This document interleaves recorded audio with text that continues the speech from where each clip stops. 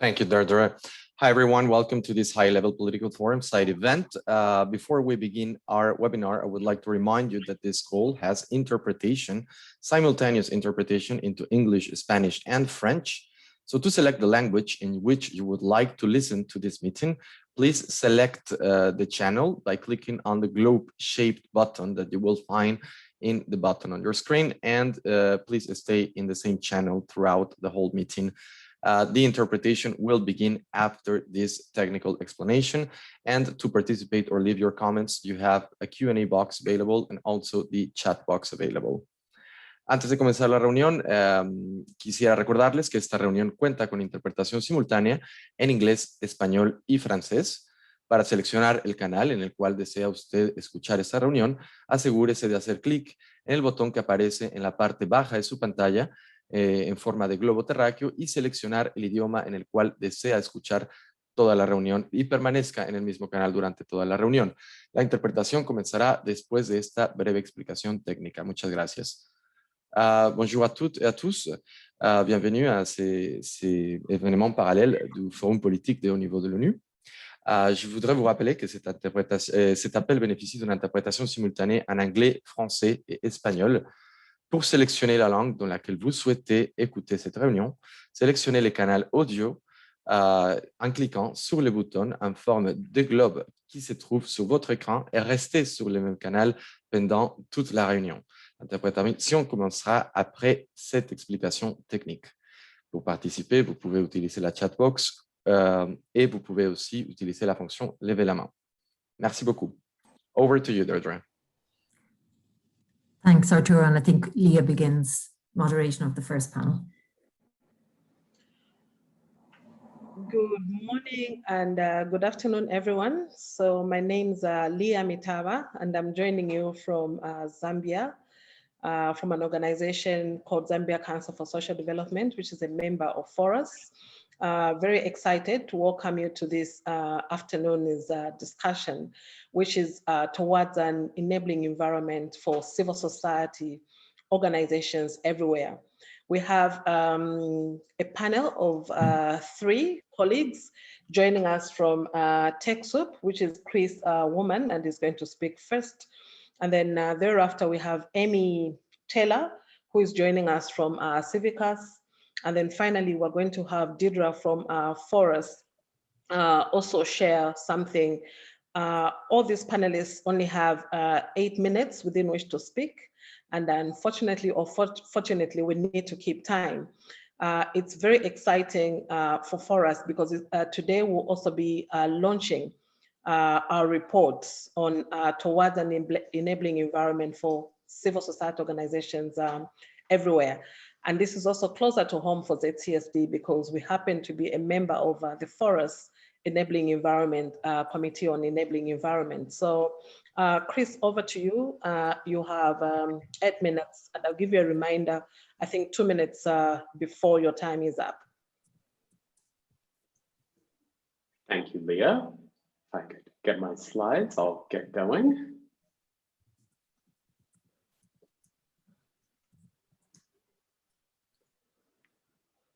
There we go. Thank you. So hello, everyone. My name is Chris Warman. I'm TechSoup's Vice President for Alliances and Program Development. Could we go to the next slide, please? Thank you for the opportunity to join the conversation on behalf of the roughly 1.5 million grassroots organizations I've had the honor of serving with TechSoup over the last decade, and our hundreds of foundation and corporate partners. Special thank you to Forus for reaching out to partner on this report. It has been a pleasure meeting the Forus community and writing with you. I would like to address a question that was posed by the Forus community about what kinds of actions must be taken to ensure no one is left behind by digitalization, which might be a good way to cue up the rest of the conversation. Can we go to the next slide, please? Yes, super. I find the concept of digital equity a useful starting point in answering that question. Why?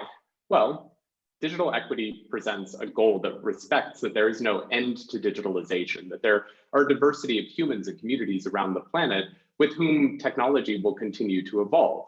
Digital equity is about ensuring no one is left behind And that's not just making sure that they have the internet, it's about ensuring they have the ability to become stakeholders in the digitalized world that they will live in on their own terms. In the report, we focused on the digitalization of civil society and described concepts like the minimum viable digital infrastructure upon which digital equity for civil society and those they serve might be achieved. For civil society, digital equity might look like the case of ECAS presented in the report. ECAS was built with a community of Irish addiction services organizations who were struggling to meet mandatory data reporting requirements using tools that didn't produce data in the format that they needed. So the team worked with civil society organizations to go back to the drawing board and scope a actually useful technology. The result was a fit for purpose tool and an average of 89 days of labor per year that was saved, as CSOs didn't have to fight against technology. They also saved roughly £80,000 in costs per year.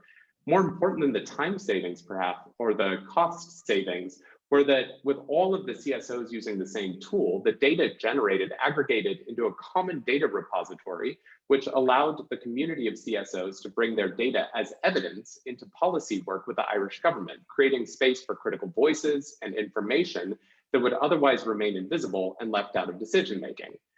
ECAS users, arguably in a state of digital equity, are able to bring the voices and needs of those they serve directly to policymaking. They understand and manage the tool and feel responsible for improving it as stakeholders, shifting their entire relationship with technology from that of a beneficiary, you just get what's given, to a stakeholder. Imagine that amplified across all of civil society, to a time when organizations, like many of you in the room, had the capacity to manage technology on your terms for your communities, not just not being left behind, but being fully empowered. Imagine that, and you can imagine the impact of digital equity on the future of digital and our society as our relationship with technology continues to evolve. Next slide, please. How do we get there? Unfortunately, we have a long way to go. Last year, we ran a survey of our global audience with partners like CIVICUS that reached nearly 12,000 CSOs in 135 countries. The survey was primarily about data handling, how CSOs capture, store, manage, and share data, with parts of it about their digital transformation thought process and effects of COVID. Key points: COVID was a wake-up call to many organizations, forcing the adoption of technologies they hadn't planned to adopt, which is not particularly surprising considering 25% of respondents had a digital survey. A full 75% did not. Those who do have a digital strategy reported significantly higher comfort adapting to the forced digitalization of COVID, though significant majority noted while they were able to adapt programming their own, their communities lacked digital access to meet their adaptation. A lack of strategy was compounded by a lack of support, with very few organizations having access to adequate IT support or the funds to support their digitalization. It does cost money. Some good news is most organizations expect to be doing more with digital. For our own part, we will focus on how we harness our community to collectively support them to build and resource relevant strategies to get going.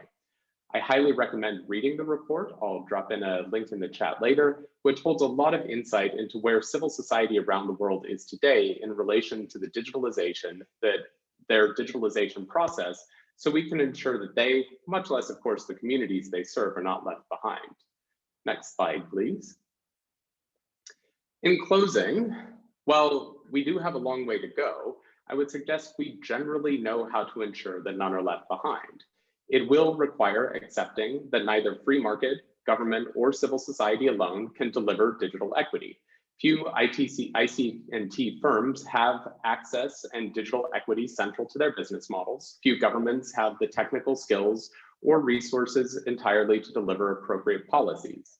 Civil society doesn't have resources on its own much of the time, but does have clear insight into where there are threats, opportunities, and gaps in the critical minimum digital infrastructure we describe in the report and show here on the slide, the sort of categories that need work. And civil society, of course, knows the effects of those gaps on the communities that we serve. The pandemic made it painfully clear that there are enormous risks to the half of humanity who remain offline today. building appropriate resourcing models for the kinds of programs that ensure that pillars of digital equity, again, here on the slide and recommendations in the report about where to begin, must be a focus if we are to go back to the original question and ensure that none are left behind by digitalization. Next slide, please. So quick thank you again. It's a pleasure to be here and looking forward to continuing the conversation. Thank you very much, Chris. I think you managed to present under 8 minutes, and I think you raised pertinent issues around what, for instance, the COVID has actually just made so necessary, which is, I think, ensuring that we don't leave anyone behind as we transform and adapt to the digital ways of working. Immense opportunities, but then also we note the reality that some people are remaining behind. I think the 4 critical issues that you raised finally around the need for synergies, private sector, civil society, governments, and other stakeholders coming on board are very necessary. I think I'm happy now to invite Amy Taylor from CIVICUS to make her presentation, hoping also that you keep within the 8 minutes. Amy. Great. Thank you, Leah. And thank you to Forus and colleagues for allowing me this opportunity to speak. I'm here representing CIVICUS, which is a global civil society alliance of citizens and civil society organizations around the world. And as Chris mentioned, we were queued up to speak around some of the opportunities and risks for civic space in the age of digitalization. Thank you. If we can go to the next slide. Without a doubt, digital technologies have contributed to new forms of civic participation, mobilization, social justice movements. We've also seen how virtual and physical meeting formats and processes can broaden participation and engagement from different stakeholders. Of course, this participation and engagement is contingent on a few key enablers, and that's not just the kinds of logistical concerns around time zones. I noticed my colleague from BG had managed to join us today, and languages, and of course we have great interpretation facilities, but really fundamental issues related to access to internet, protection of participation rights online, and also digital safety and security. I'm sorry, thank you. Next slide. And it's really the safety and security of people engaging in digital spaces that are of particular concern to us. We have seen the rampant spread of disinformation campaigns, how sometimes private messaging channels can also create these echo chambers for extremist views. We've seen increasing cyber attacks, advancement of artificial intelligence, and all of these have implications for civil society and civic space that need to be better understood and better managed. We've seen in terms of surveillance that it's been both targeted and indiscriminate. It's been by the states and by private actors. And of course, surveillance technologies more generally can undermine our civic activism and right to privacy. Sorry, next slide. We've also seen, and it's been documented by the CIVICUS Monitor, that there's been a substantive increase in the criminalization of online speech. And of course, this has been exacerbated by the COVID-19 pandemic. Just like Chris was saying, those other kind of limiting factors have also been exacerbated. We've seen that as people are moving their events and their demonstrations online, some governments are using emergency powers, including internet shutdowns, to limit speech and civic participation. And this, of course, is very worrying for us. I'm sorry, next slide. On a more positive note, I think there are a lot of opportunities to make a successful digital transition that leaves no one behind. I might be biased, but I do think that civil society engagement and leadership is going to be key in a successful digital transition.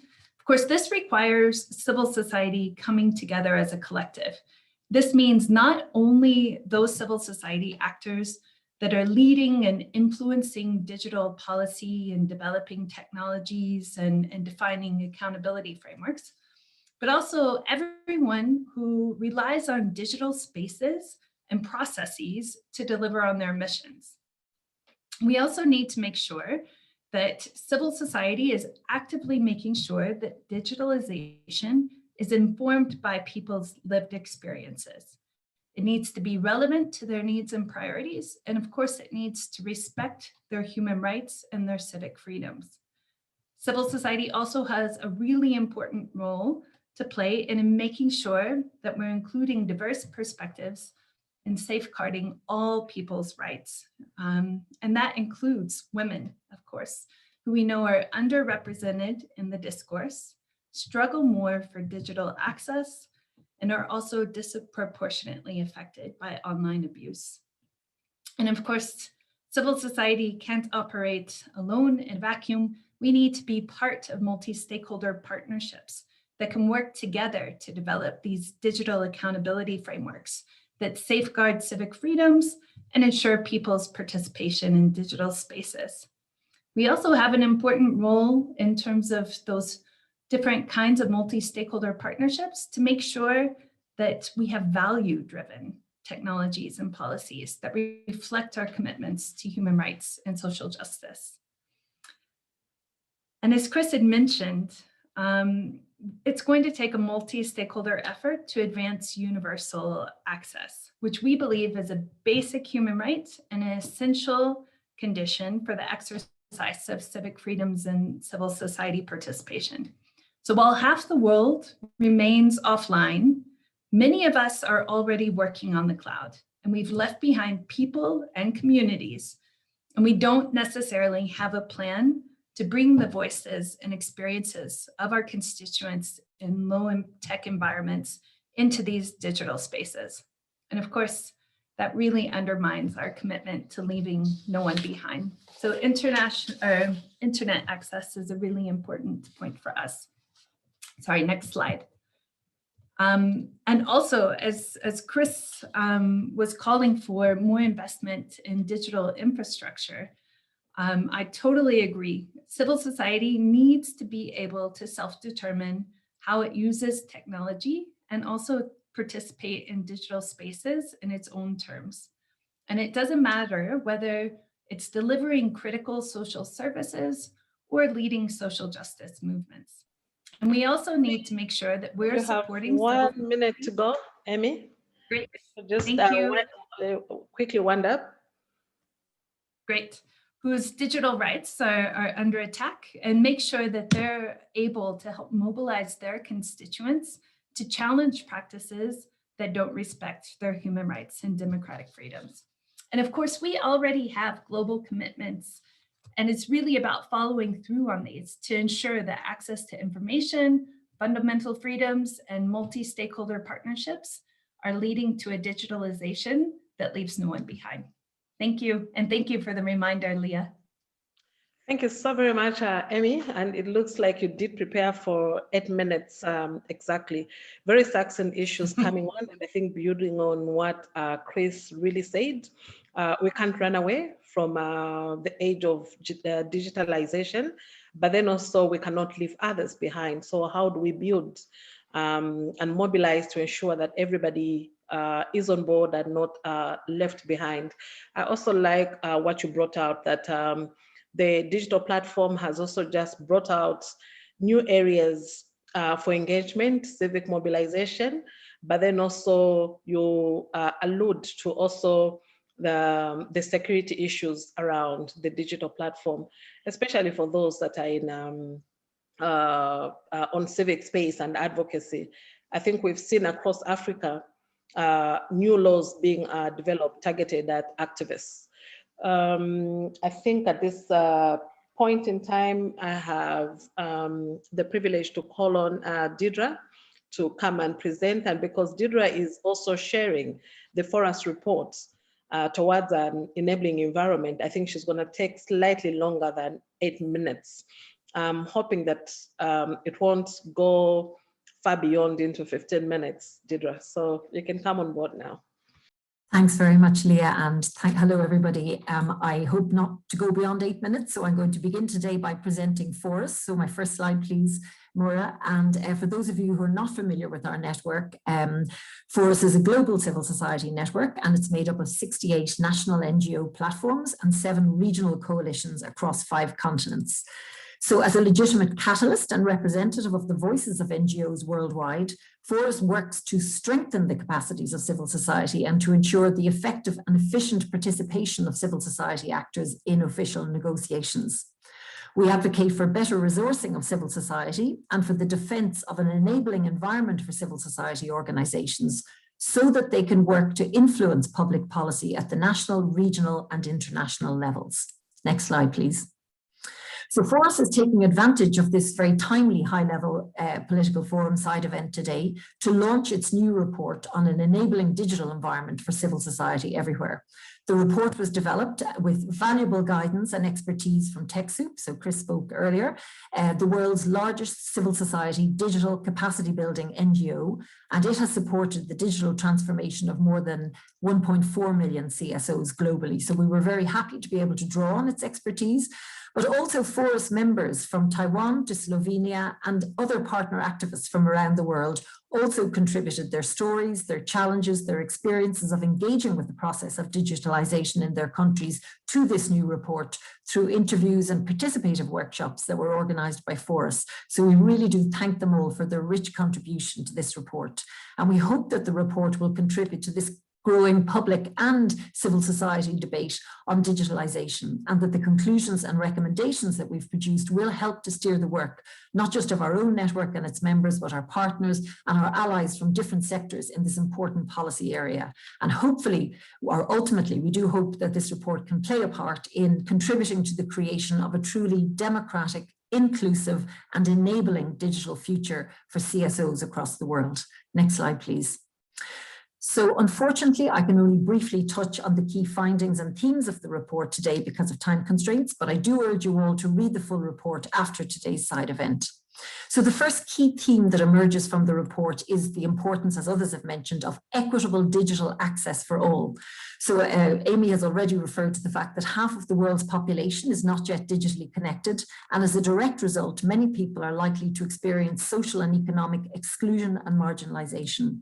So this lack of digital access gives rise to what's called a digital divide, which means that as the use of different digital technologies becomes more widespread, and as people progressively depend on them to manage their lives, stark inequalities are developing between those who can access and use digital technologies and those who cannot. So this Forus report highlights how essential it is for the digital inclusion of all to be ensured from the beginning, particularly in digital strategies being developed by governments and donors, and especially where low-income and socially excluded demographic groups are concerned. Effective, affordable, and equitable access to digital infrastructure and data must be provided for all people across all regions, and this should be a key policy priority for governments and donors everywhere. The Forus report highlights clearly that organized civil society also needs access to necessary digital information, capacity building, and digital community architecture to enable CSOs to respond effectively to the challenges and opportunities that they face in their national contexts. Next slide, please. Another theme that the report highlights is that of the impact of digitalization on civic space. So as governments and societies increasingly embrace transformative digital technologies, and as key policy and decision-making processes move online, it's crucial that digitalization serves to expand rather than shrink the civic space necessary for CSOs to operate effectively. And the Forus report makes it very clear that while digital technologies do provide civil society with new ways to exercise their freedoms of association, of assembly and expression, they're at the same time providing governments and others with new ways of restricting those rights. And that raises questions about how technological advances will affect an already shrinking civic space in the future. So Forus and its members are very clear that an enabling operating environment for CSOs everywhere, and that means both online or digitally and offline, is a necessary precondition for civil society to flourish. Furthermore, enabling online and offline operating environments for civil society will be absolutely essential if CSOs are to fulfill a range of important public interest roles that are expected of them, from supporting governments to promote economic and social recovery from the recent COVID-19 pandemic, to contributing to monitoring and implementing the Sustainable Development Goals agenda, amongst others. Next slide, please. Another prominent theme that does emerge from our report is the need for adequate regulation and democratic governance of the digital sphere. So the guarantee of a well-regulated and democratic digital space is essential to promote the optimal functioning of a healthy civil society. The Forus report finds that without appropriate digital policies that reinforce existing international commitments, particularly to human rights, digitalization will deliver diminishing social returns, as increased digital usage is likely to lead to increased surveillance and to greater data mining of citizens. The Forus report also reflects the concerns of CSOs everywhere about the fact that major social media technologies being used in different parts of the world and which are so bound up with the civic space which CSOs require are largely privately owned, based on extractive business models that do not sufficiently protect the privacy of users, and that the governance of these powerful technologies rests with a small number of big tech companies with very limited public interest safeguards built in. It's clear that in the longer term, the absence of adequate regulation and more democratic governance of key aspects of the process of digitalization around the world will significantly undermine, rather than advance, civic space, human welfare, freedom, dignity, and justice everywhere. Therefore, the issues of international regulation and governance of the digital sphere do need to be addressed as a matter of urgent public interest. Next slide, please. So in the following slides, and very briefly, I'll present some of the key recommendations from the Forus report, which are aimed at civil society, at governments, and the international community. So the recommendations for civil society are that civil society must push for the development of enabling legislative environments for digitalization, which ensure respect for human rights and inclusiveness in technological advances and developments. And as part of this, CSOs must press governments everywhere to introduce progressive policies on issues such as cybersecurity, privacy, accessibility, inclusion, and data ownership. Civil society should also advocate for continuous digital capacity building for all, to promote greater digital competency amongst the general population, to keep people apace of rapid developments in the digital sphere. Civil society also needs to develop important strategic partnerships, Amy already mentioned those, with governments, international organizations, donors, private sector organizations, tech for good NGOs, and others to promote the kind of cross-sectoral cooperation that will be necessary so that the collective benefits of digitalization can be realized and the risks minimized. Next slide, please. Our recommendations for governments are that governments must ensure transparent, accountable, and inclusive governance of the digital sphere. There's an urgent need for a fundamental shift away from the status quo, where control lies in the hands of a number of large private tech companies, and for a move towards more multi-stakeholder models of governance in which civil society can play an integral role. And considering that the recent international survey carried out by TechSoup, CIVICUS, and others found that fewer than 20% of CSOs surveyed had access to technology support, and also the high potential for service degradation or failure if CSOs should be unable to migrate to the cloud, it is critical for governments to include civil society in the planning of their digitalization strategies. Governments must also provide for the ongoing digital capacity development of their populations, with a particular focus on civil society as crucial intermediaries and service providers. This is a shared development challenge, and it's particularly acute across less developed countries. So the international community must provide financing and public programs to increase public access to and knowledge of the digital technologies and tools from an early age and from a lifelong learning perspective. Final slide, please, Maura. So governments must also work with civil society and the corporate sector to create flexible regulatory frameworks which would allow multiple types of actors to establish and run a variety of non-profit, not-for-profit, and for-profit business organizations, and to allow them to access licenses, build upon existing knowledge, and compete to deliver internet access for all. And a final recommendation for the international community, and this is really a key recommendation of the new Forus report on creating an enabling digital environment for civil society. It's about the need for a new multi-stakeholder international partnership to address issues of civic space and digitalization linked to the implementation and operationalization of SDGs 16 and 17. Forus believes that the international community urgently needs to develop a strategic framework and international partnership that will link closing civic space, including in the digital realm, to other key foreign policy challenges. And this international framework should be supported by a strategic partnership involving governments, international institutions, and other key stakeholders, including tech companies, civil society, academia, trade unions, and others.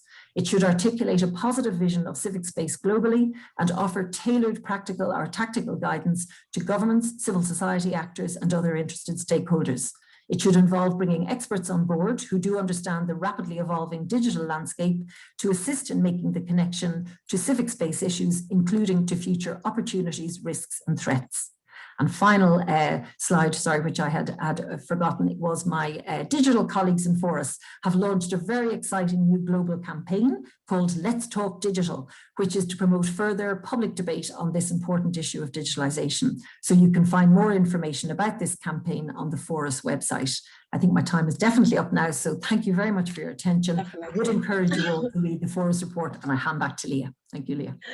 Thank you so very much, Deidre, for that report launch. It brings out very important issues. I think one glaring reality is that more than half the world's population does not have access to the digital platform. And I think when you go to the developing countries, such as, for instance, Africa, you'll find that it's actually more of the people that are in Africa that also don't have access to the digital platform. Meanwhile, I think it's something that is there with us to stay. I think the other critical issue that you bring in is the aspect of legislation. There's need, yes, to protect the digital space, but then to what extent also are we mindful that the work of civil society is not stifled?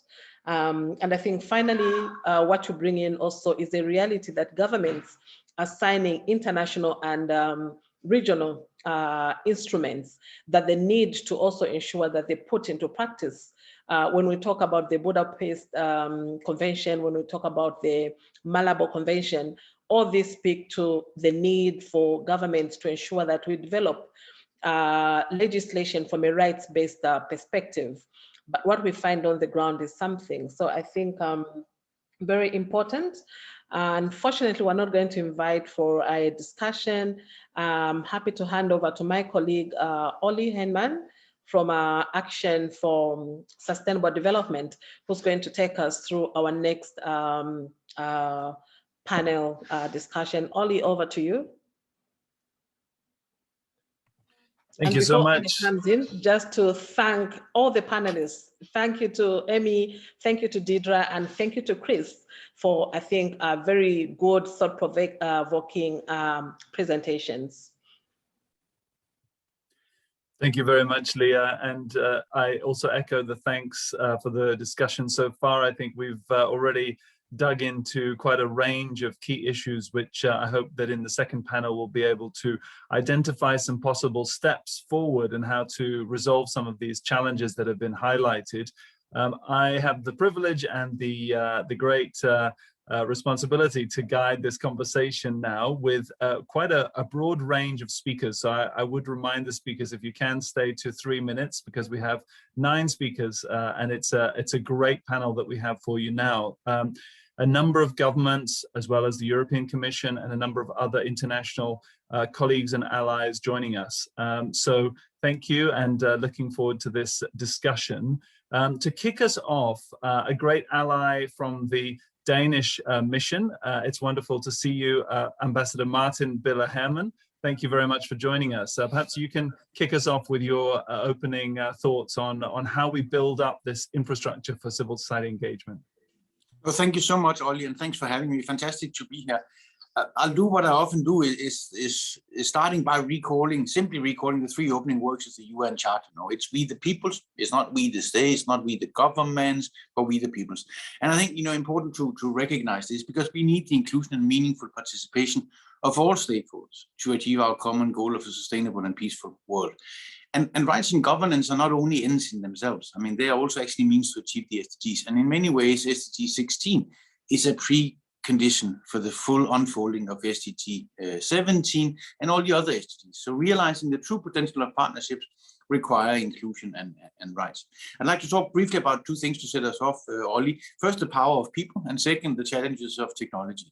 Now, over the past year, COVID-19 has exposed and exacerbated human rights violations and abuses, affecting disproportionately, I think, the most vulnerable. And we've already witnessed a threatened civic space, which is further shrinking. No, civil society actors are falling victims of reprisals, and in many places, the online and offline attacks on human rights defenders are actually worsening. And this is a catastrophe, because civic space is an essential prerequisite for sustainable development. We simply need to do much, much better, and we need to protect, promote, and allow civil society to participate, because we know it makes a difference. That's why Denmark has engaged with member states and civil society alike to not only keep the issue at the forefront, but to try to advance it also during these sort of digital times. Now, Denmark and Costa Rica, in collaboration with civil society organizations, in the beginning of this year, finished sort of specific recommendations for promoting meaningful civil society participation in UN processes. Now, these recommendations have actually gained the endorsement of over 50 UN member states and more than 220 civil society organizations. And just last month, we shared them with the UN Secretary General and the High Commissioner for Human Rights. And among other things, I mean, the recommendation points towards the need to maximize the opportunities and advantages of technology and digitalization to promote meaningful and broader inclusion, and then break down some of the digital barriers that actually Lea talked about. And this brings me to my second point on the challenges and, if you like, sort of the opportunities of technology, because technology has never been more pervasive in the lives of people around the globe. New technology has the potential to help some of the world's greatest challenges: climate change, economic development, inequality, health and education, growth. But there are also challenges. I mean, influence campaigns, cyber attacks, and a public democratic debate which is under pressure. Digital surveillance and a digital divide that excludes billions of people from the growing virtual and digital domain, excluding them from participation and empowerment, also during times like this. Now, no country can tackle these challenges alone. No state can tackle these challenges alone. No company can tackle these challenges alone. So I think it's paramount that like-minded countries, civil societies, and companies stand and work together to come up with joint responses to through close and strengthen international cooperation.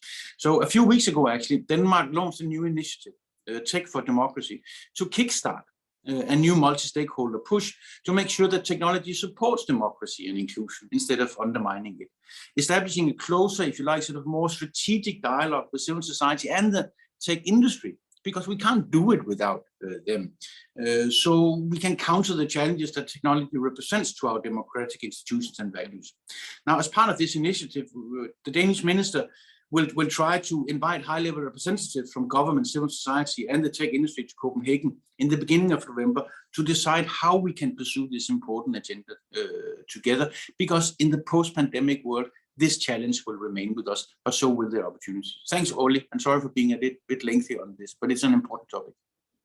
Thank you so much, Martin. And I didn't want to cut you off, because I think you were getting to something very concrete there at the end in terms of some next steps, and it's very much appreciated. I think you've highlighted some very clear steps around how to improve the digital environment and ensure that different voices can be equally heard. And I think we've already started to identify two sort of different areas. One is the infrastructure that we need to enable it. And then secondly, once people are online, ensuring that that space is actually a positive and engaging and equitable space once people are online. So thank you so much. The next speaker we have is joining us from the government of Finland, the Ambassador at Large on Human Rights at the Ministry of Foreign Affairs, Rauno Merisaari. Apologies. Over to you, Mr. Merisaari. Thank you, Ollie, and thank you for having me here. I have two keywords in my short presentation, and these words are openness and equality.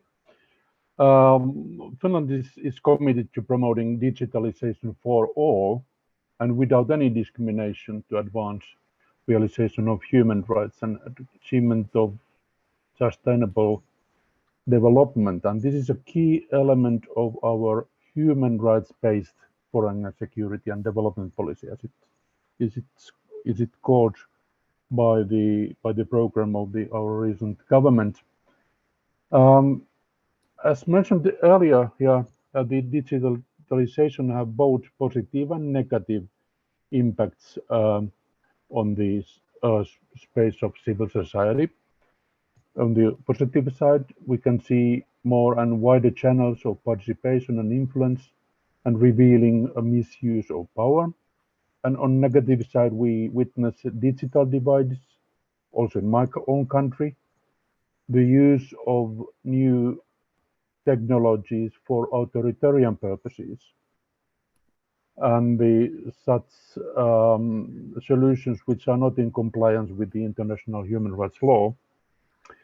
We cannot and we should not stop the introduction of new technologies, but we need more openness and transparency and scrutiny by democratic institutions and independent legal overseers. The digitalization must lead to more democratic and not more authoritarian societies. Our solution has been that we have established an independent ombudsman institution to oversee this, and it has also there is also parliamentary committee doing this, representing both governmental and government and opposition parties. Finland addresses the issue of digital transformation and the space for civil society in the new report on development policy. And I'm in charge of the preparations of the government's human rights report to Finnish Parliament, and that will be issued later this year. And the digitalization is also reflected in our campaign to become a member of the UN Human Rights Council in years 22-24.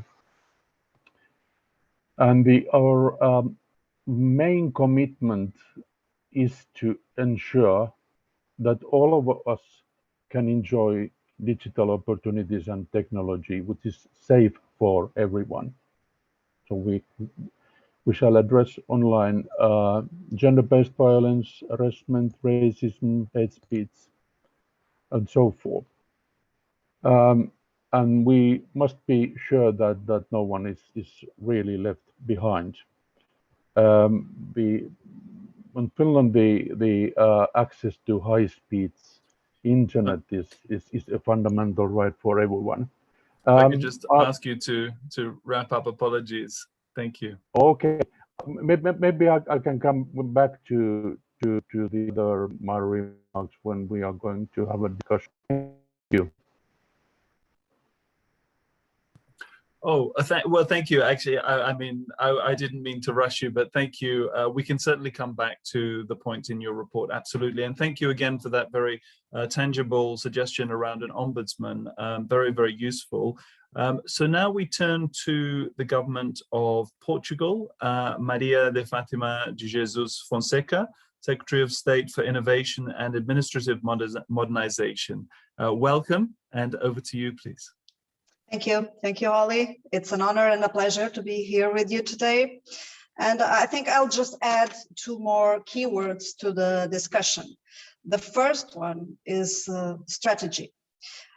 We talk about digital, and when we talk about digital, we talk about people. And this is our main focus all the time. Public administration and I think people-centered public policies are a major contribution to the accomplishment of the SDGs. And in this sense, the 2030 agenda is also a strong contribution to innovation in public management. And this means that to drive the transformations that we are aiming for, we must be engaged in common goals, but we need to have, I think, a comprehensive approach. And to reinforce this public service ability to tackle all the challenges that we face, we must combine formal structures and organic organizational models and cross-sectoral collaboration, and do this, I think, all the time. This is why the Portuguese government approved a strategy for innovation and modernization of the state and public administration, which combines a broad set of transformational drivers.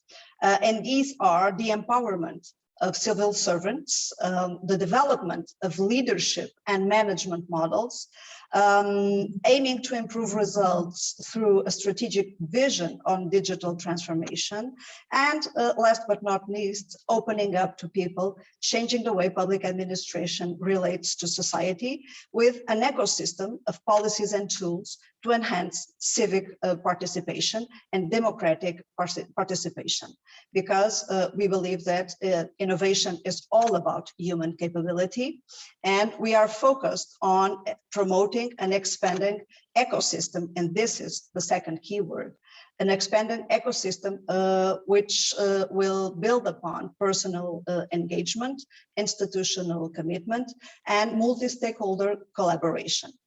And this is important because we think that being digital does not mean to teach people how to use digital technology. People must use, but people must mainly access to, of course, but understand the digital world possibilities. And to expand the civic space, people must be aware of the values that must lead them living in a digital civic space. So shared ethical values, I think, are perhaps the most important guidelines that we have driving this powerful digital transition in our societies. And I'll give you just one very recent example that occurred last month. In the informal meeting for public administration ministers of the EU during the Portuguese presidency, we shared a document called Guiding Principles for a Human Rights-Based Approach on Public Services. And one of the building blocks of this approach is public participation, is people-centered participation. So I think these are two very important keywords while driving this transformation in our societies, having a focus, strategy, and being centered on the values which define us as a society. Muito obrigado, Senhora Fonseca. Very much appreciated. And I think you've also highlighted there the importance of rights within the digital space. Do we need a new Bill of Rights for digital engagement?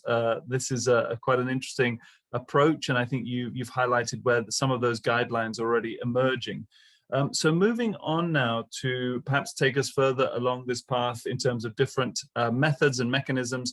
We have the director of the OECD Development Cooperation Directorate, Jorge Moreira da Silva. Welcome, and over to you, sir.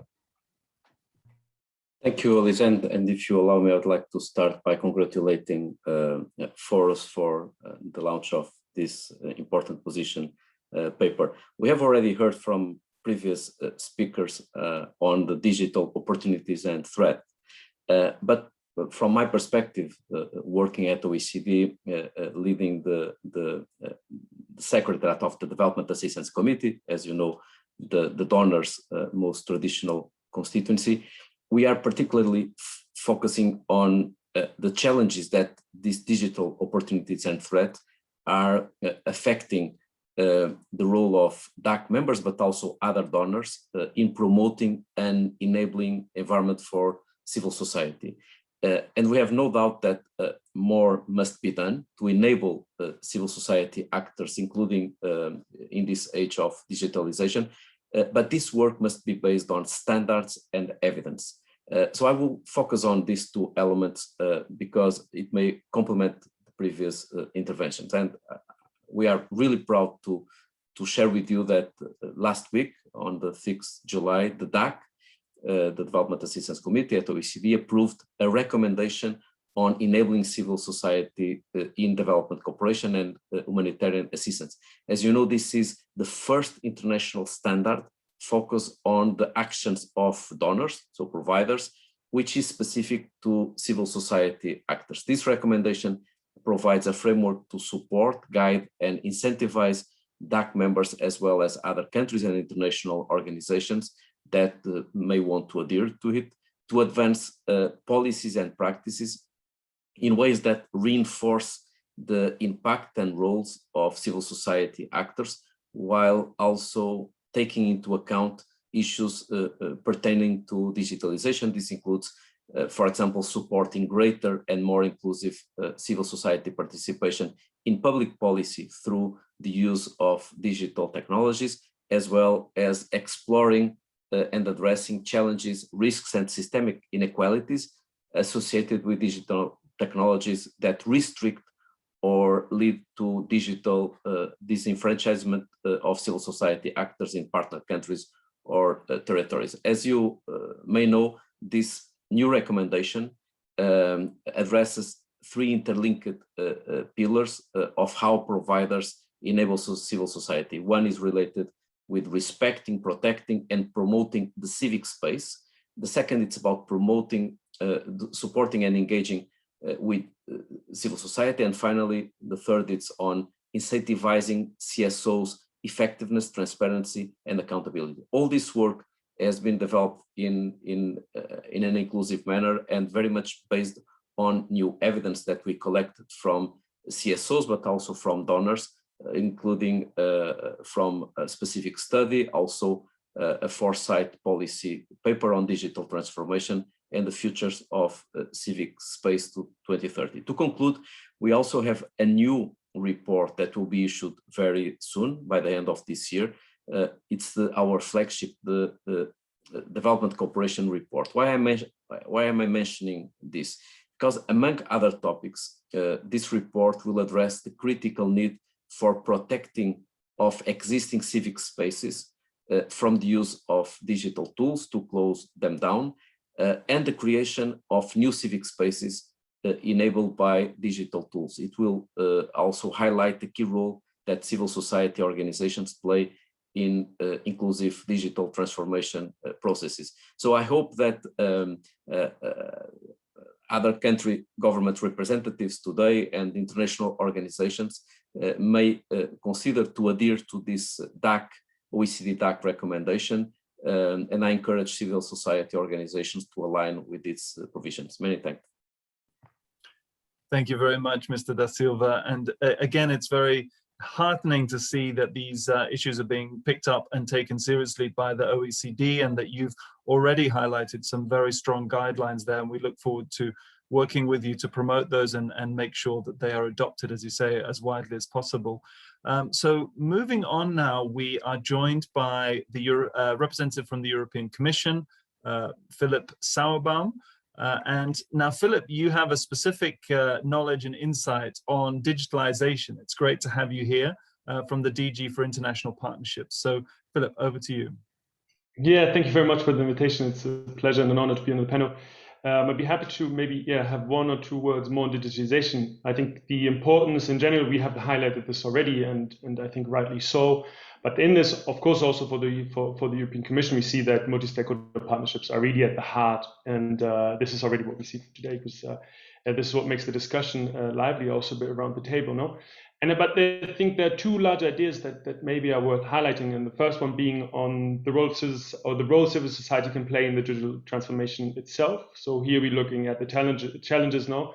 Digital divide that for the Commission is one of the most prominent, with the gender digital divide that really cannot be overseen, rule-earned cleavages, skilled versus unskilled, and this is of course something that we really need to tackle. At the same time, digital has this tremendous impact on service delivery, accountability mechanisms, planning, inclusive budgeting, civic activation, so for both of these elements, we need to make sure that it's public and private sector, academia, civil society, tech sector, that pull in the same direction. And this very much across the four priority areas that the Commission has for digital transformation, for digitalization and digital transformation. The first one being digital governance, so this being about creating adequate legislation on data protection, where we know that civil society, tech community, academia, their input is crucial in designing these efficiently. The same for the second one, e-services, so meaning that ensuring access and quality of basic services, the inclusive design, while really benefiting from digital technologies and data.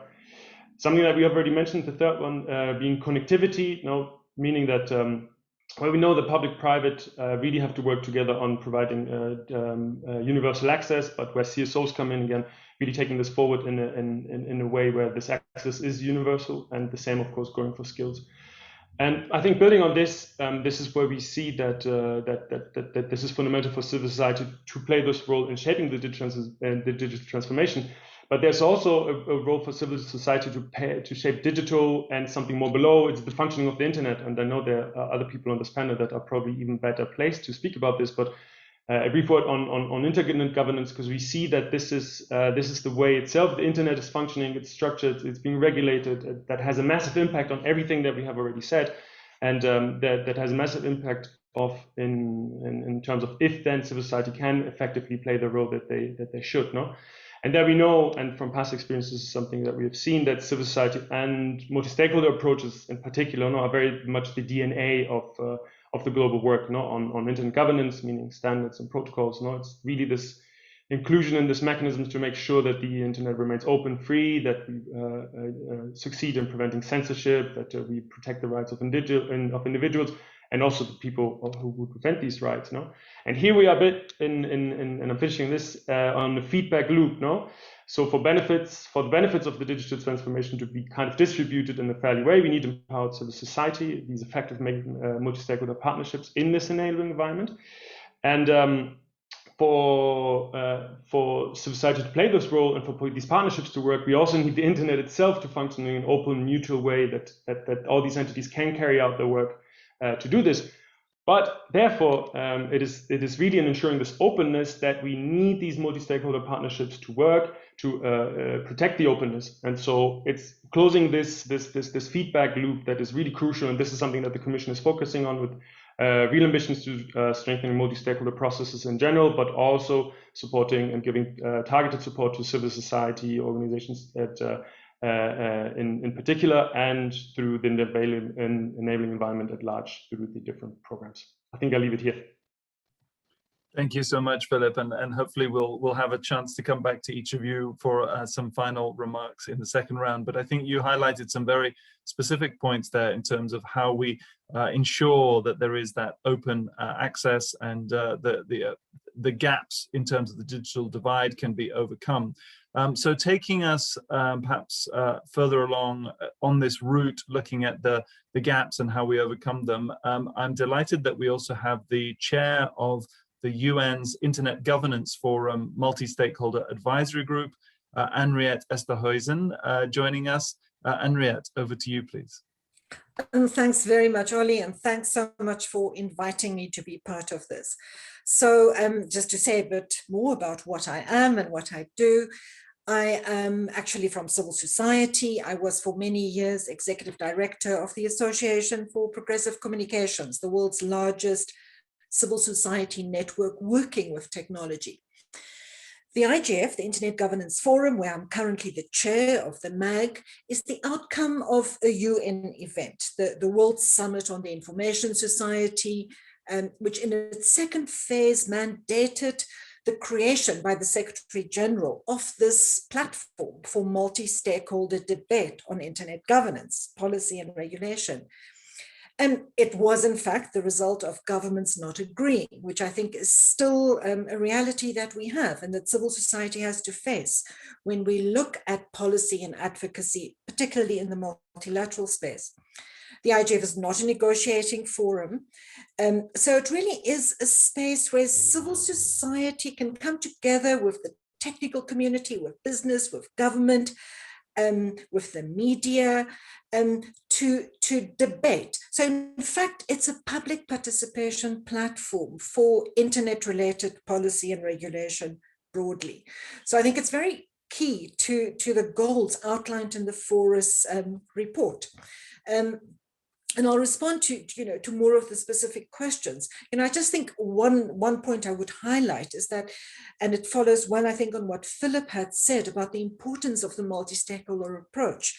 we are investing a lot in this approach, and I think civil society is investing a lot in this approach, but we also cannot take it at face value. It's not as simple as just putting business and government and civil society and engineers in one room, and then you necessarily have human rights centered or public interest oriented outcomes. There are interests, there are differences, there is capture, and there's a geopolitical dynamic as well as a market regulation dynamic. And I think civil society needs to engage both those. And the IGF is a good space for that to take place, and that happens. In fact, just this year, the 2021 IGF, which will take place virtually as well as online, with Poland being the host country in December. And if you look at the topical issues it's focusing on, it really resonates with what's in the Forus report. Social and economic inclusion and human rights, emerging regulation, universal access, I'll put the URL of the IGF in the chat.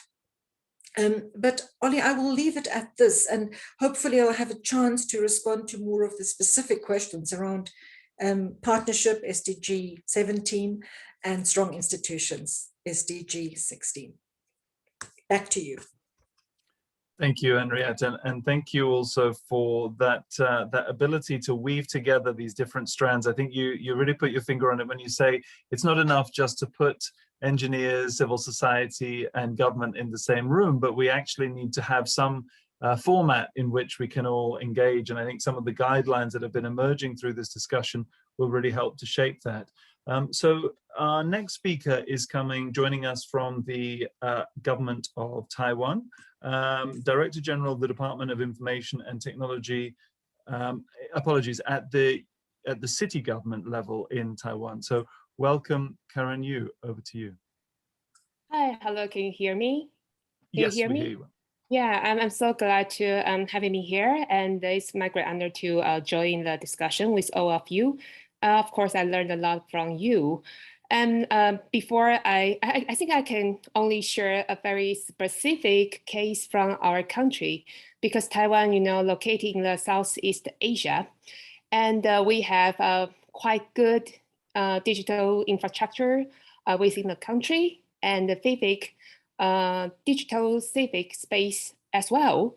But however, we still have a big challenge from China, because maybe recent years that digital technology has been used as a weapon to make some disinformation challenge to our democracy of our country. So we think that if we really want to protect the digital civic space, it will be very crucial that government also have to play a very active part to engage the digital civic space. For example, I would like to share the experience I got in the past few years, because I'm quite lucky that I was in front of the wall. Sorry. I was quite lucky in front of the wall of the disinformation. So we find that a lot of fake information trying to twist or manipulate people's awareness toward government policy, and people start to losing their trust to the government, which means that the democracy is also broken during the past few years in Taiwan. So we start to clarify the change we are facing, and collaborate with some big company such as Google, Facebook, or some social platform together in order to have to set up some several NGOs in order to help the people to understand, to help the civic society to understand we do have the problem of disinformation, because before people don't understand, that will be a problem to the country, to the democracy. And at the same time, we start to use the digital space in order to help more people to get the real, the true or real information in order to help to help clarify the fake news or fake information. That's not, of course, that's not enough, because it's like, you know, it's just like COVID-19. You have to put a lot of effort.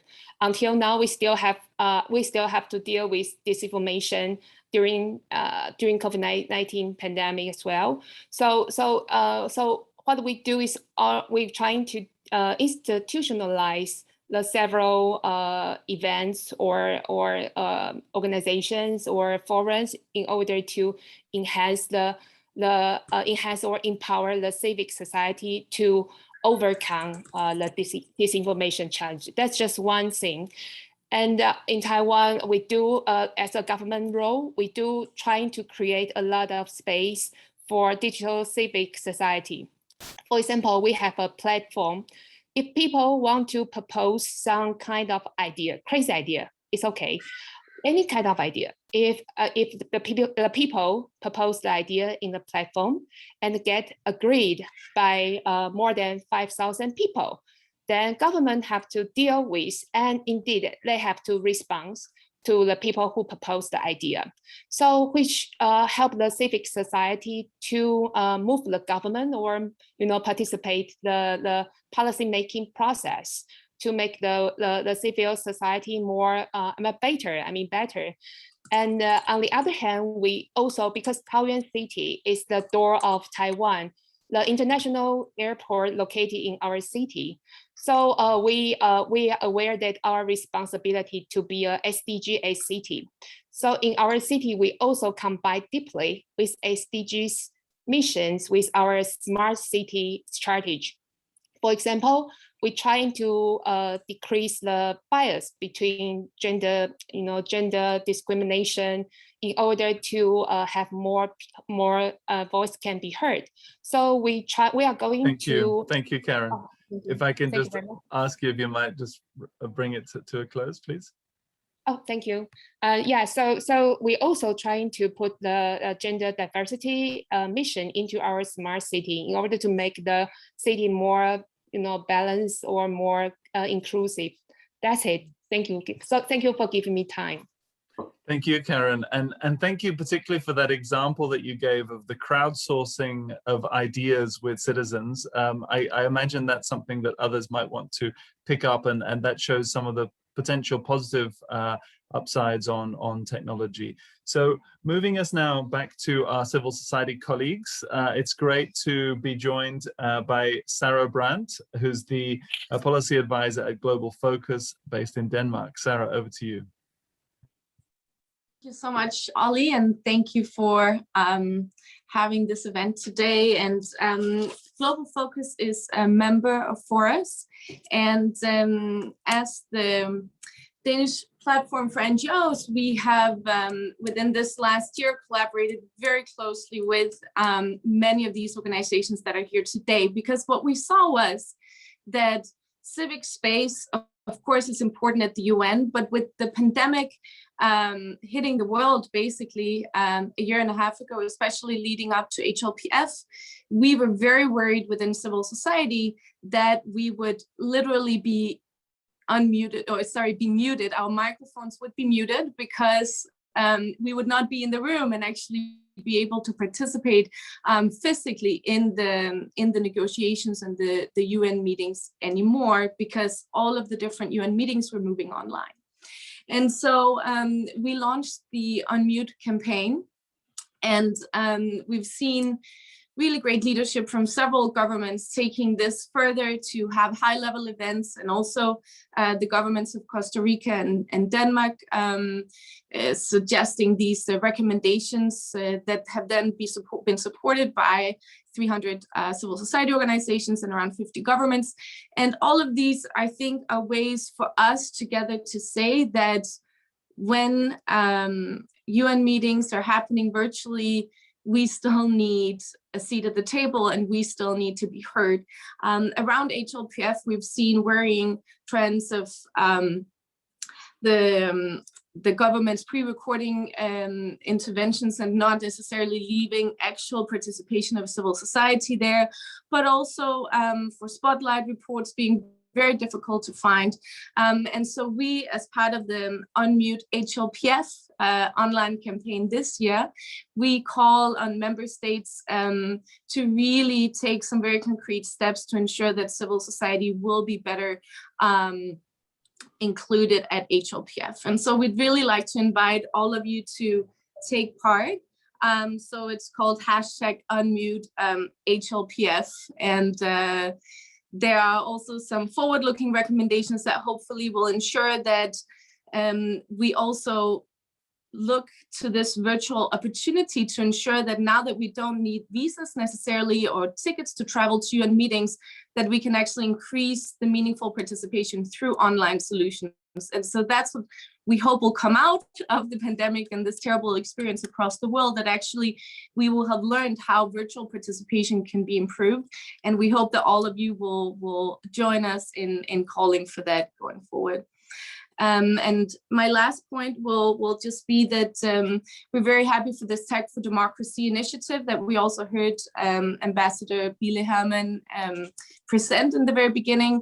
And I think from the side of civil society, what we think is really one of the ways that civic space can be ensured, especially also through the digital world, is that it is not just a North-led debate, and that we make sure that the government of Denmark, but also all of those different stakeholders involved, and especially us as civil society, that we ensure that those at the table, not only at the table, but also actually leading the way forward, and the solutions that are needed are those that are affected around the world, and to make sure that it's a diverse and intersectional lens that we apply to this, so that it's those that this is all about, and those that are facing the most intense digital restrictions around the world, also the ones sort of leading the solutions and the way forward. So that's what we would like to feed into that process, and we hope that you'll take part in that together with us. Thanks, Sarah. And I think that's a great point in terms of shifting the focus from not only talking to those who are in European countries, but ensuring that it is the voices of those who are most affected who are being promoted and supported and amplified. And so it's great that our final speaker is coming from Colombia, a country which has had some significant upheavals over recent months. Lina Paola Lara Negret from SECON, the Colombian Confederation of NGOs. Lina, over to you, please. Thank you, Oli. As for us, the challenge is enormous. The enabling environment for CSO's action was already threatened before the COVID-19 crisis, and with the emergence of this need for digitalization, restrictions on citizen participation increased. We have three specific concerns in this regard.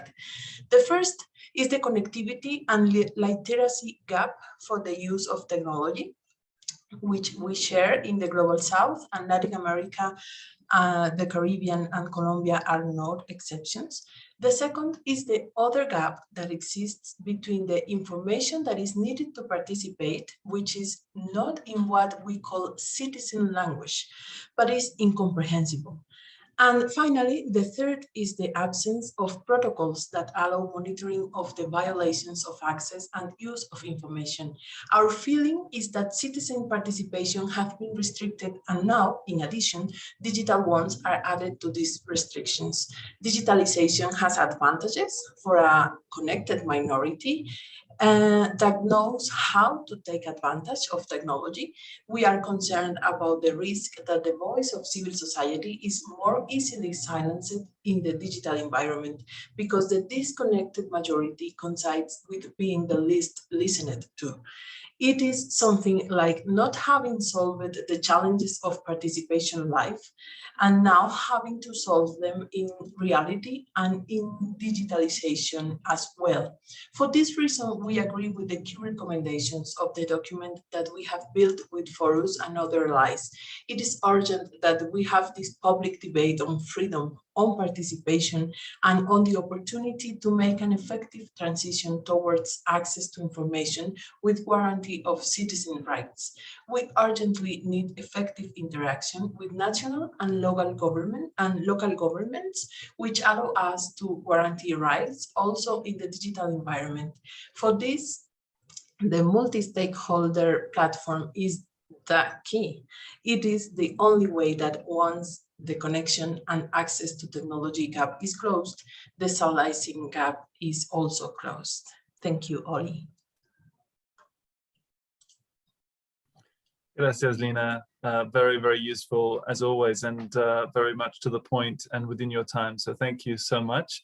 And given that all of the speakers have kept within their time, thank you again. We do have about 10 minutes now for some further thoughts and questions. I've just been checking in the chat to see if there are some specific questions. I have noticed that there's some interest in terms of how we further enhance partnership working, and I think that might be a good question for some of the panel. And also likewise, one question from my side would be, what are the biggest next steps that are needed that each of you might identify? Because I know that from different speakers we've heard about some very crucial steps that need to be taken.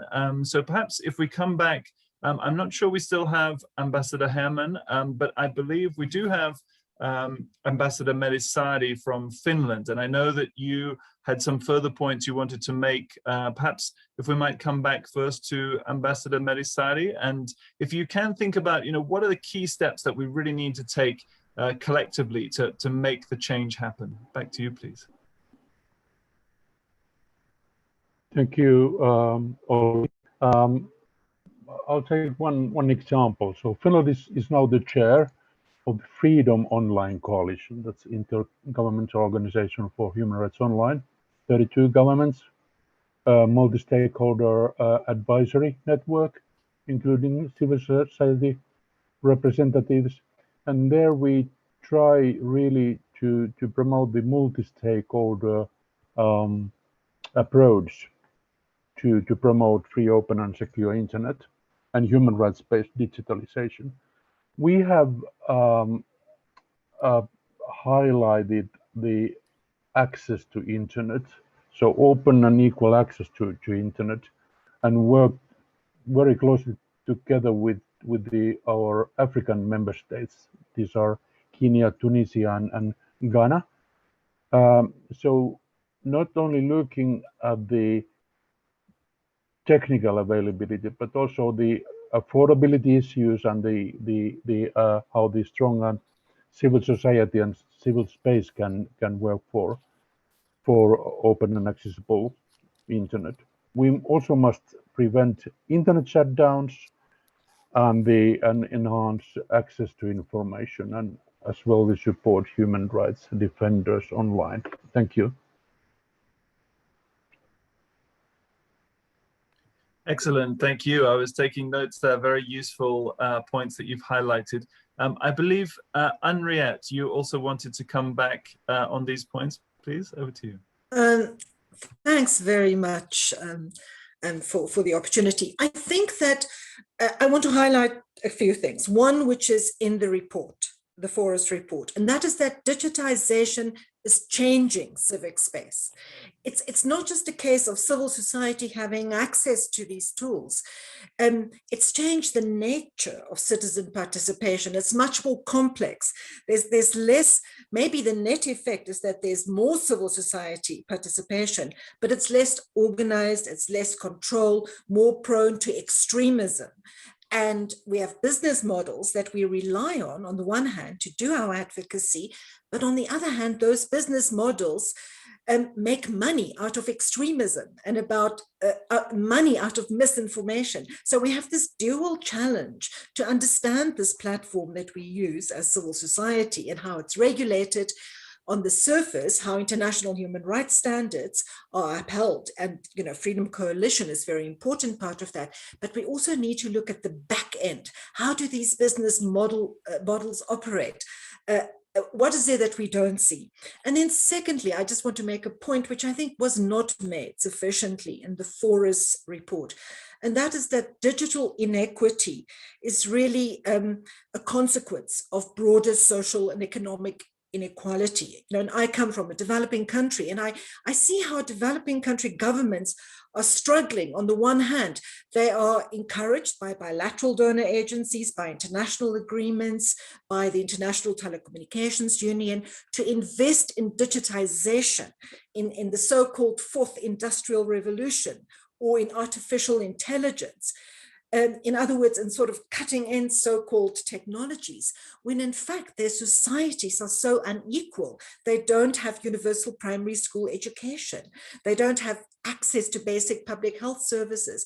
And I think that is a dilemma that governments have to face. Yes, they cannot ignore the digital sphere, but unless development fundamentals, economic and social inequality are invested in, then you will never be able to embrace the digital. And I think the pandemic has really demonstrated that. It's brought the inequities of basic developmental investment and institutional capacity to the fore in a way that I think we cannot ignore. And we'll only really, and I think the first step is deal with social and economic inequality, and then digital equity will follow. Really good points, Henriette, and I completely understand what you mean, that in some cases people may not have electricity, and so if they don't have electricity, there's no chance of having any digital access. And so you're absolutely right. If the fundamentals are not there, if the underlying inequalities are not tackled, it would make it extremely difficult. And as we've also heard about levels of literacy, we've heard about access to particular technologies, but being able to have the infrastructure in place can be such a big barrier. So thank you for highlighting those points. And I wanted to see whether we might come back to Madame Fonseca from the government of Portugal, because you had highlighted in particular the notion of having guiding principles for how we operate on the internet. Do you see that becoming a kind of digital rights as a new space that we need to be defining as we go forward? Over to you, please. Thank you, Ali. Well, I surely hope so, because we have to find a common ground. Of course, there are structure issues. And of course, each country has a different situation, and there's a lot to be done. But there's also, I think, common challenges that each country may tackle at its own way and in its own pace. I can give you perhaps 2 or 3 examples of some things that we are doing. We have this collective framework based on human rights. And one of the things that we highlight in this framework is that you have to focus specifically on people who are in an underprivileged environment. So we start there. We can't design public services thinking about people who have all the basics, because some people actually don't have it. And public services must be designed according to those not privileged groups or underprivileged groups. So the values are important, but to develop effective or perfect effective tools for collective decision. Because if you want to expand civic space, and you can use digital tools to expand civic space, and you expand civic space focusing on values, then you have to act upon it. And I think the only way to do so is to take action, sometimes step by step. I can give you 3 examples of things that we are doing in Portugal. I think will make a difference, are making a difference, and will make, I think, a lot of difference in the future. One project is a new model for the national participatory budget. And we are redesigning this model, taking advantage of having more than 100 participatory budgets of local scope. So we will work with local governments so that we can actually raise awareness on common challenges even when we are discussing local projects. So great challenges, common challenges, sometimes global challenges, but we can do and take action in our communities. So this is one of the things that are in motion today. The other thing, I think it's very important, and many of us are engaging in this global project. We are finishing actually the second national action plan for open administration, because we are a part of the Open Government Partnership.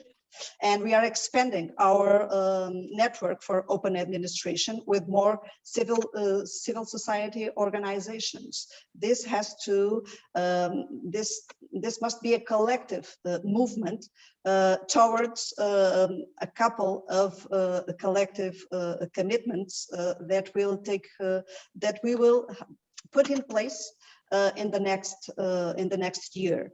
And the last one is, I think it's quite interesting because it emerged during this pandemic crisis. And it's a project that we called Healthy Neighborhoods program.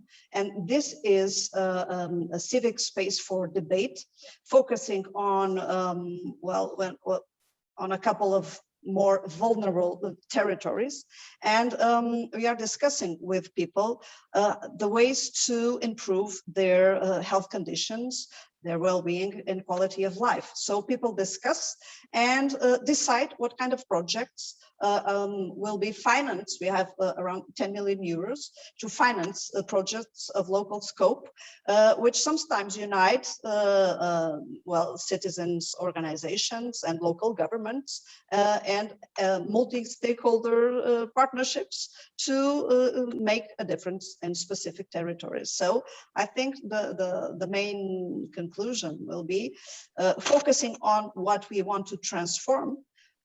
Sometimes we have to take small local steps to drive a big transformation.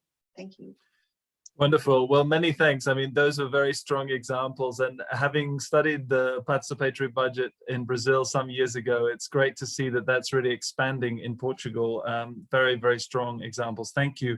Perhaps if we could come back also, as we're running out of time now, but perhaps we could come back to Mr. Da Silva from the OECD around what are the next steps in terms of practical implementation of your guidelines, please.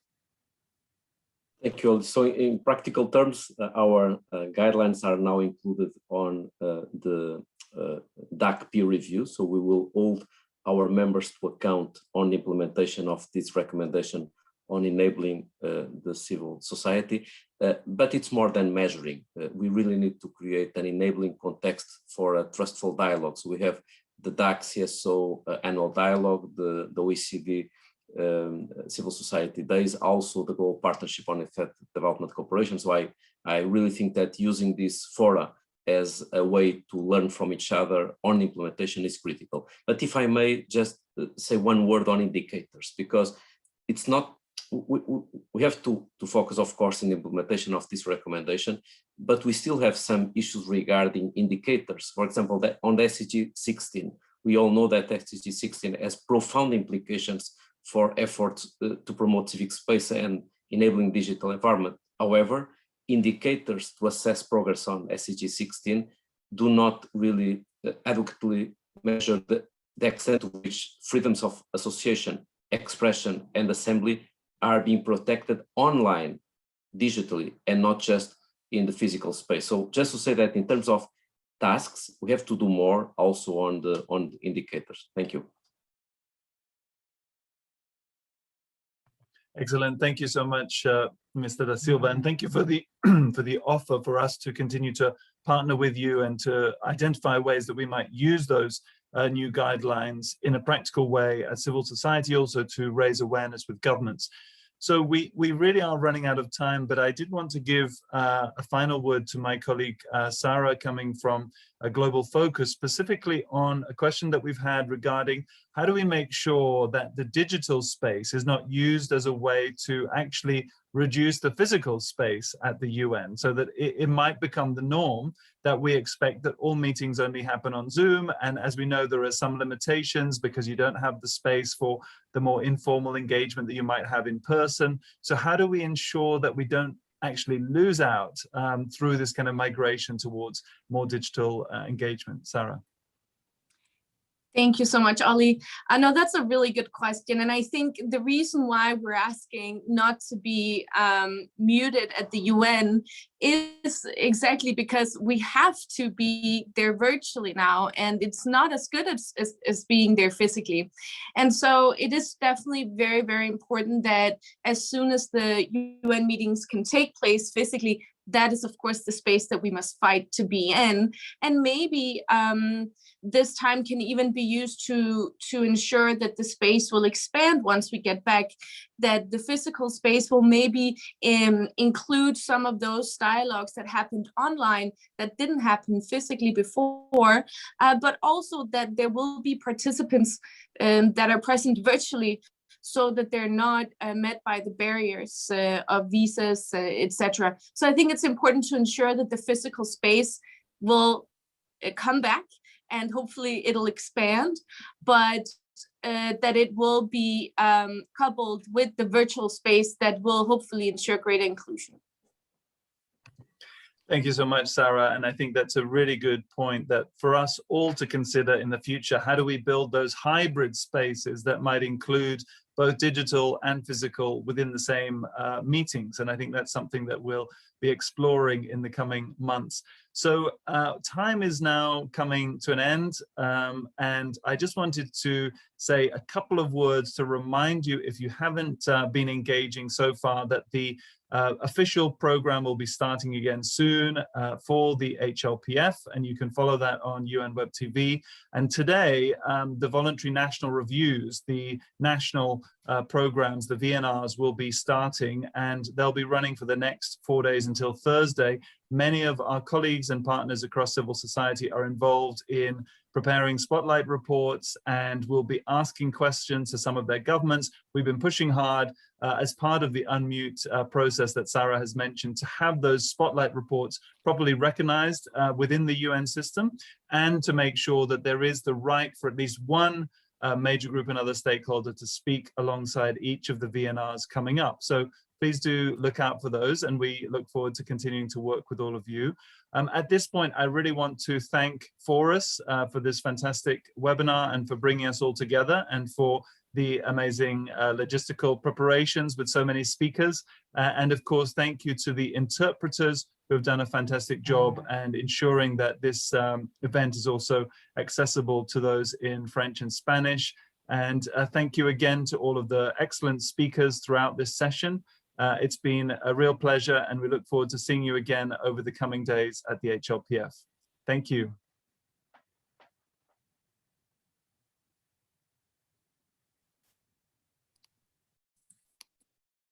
Thanks, Ollie. Bye, everybody. Bye, everyone. Oh, thanks, Deirdre. Bye-bye. Bye, Ollie. Thanks for great moderation. Oh, it's a pleasure. I hope it was a lot to cover, but it's always great fun working with you guys. Thanks again. Bye. Thank you. Thank you for your moderating. Thank you. Bye.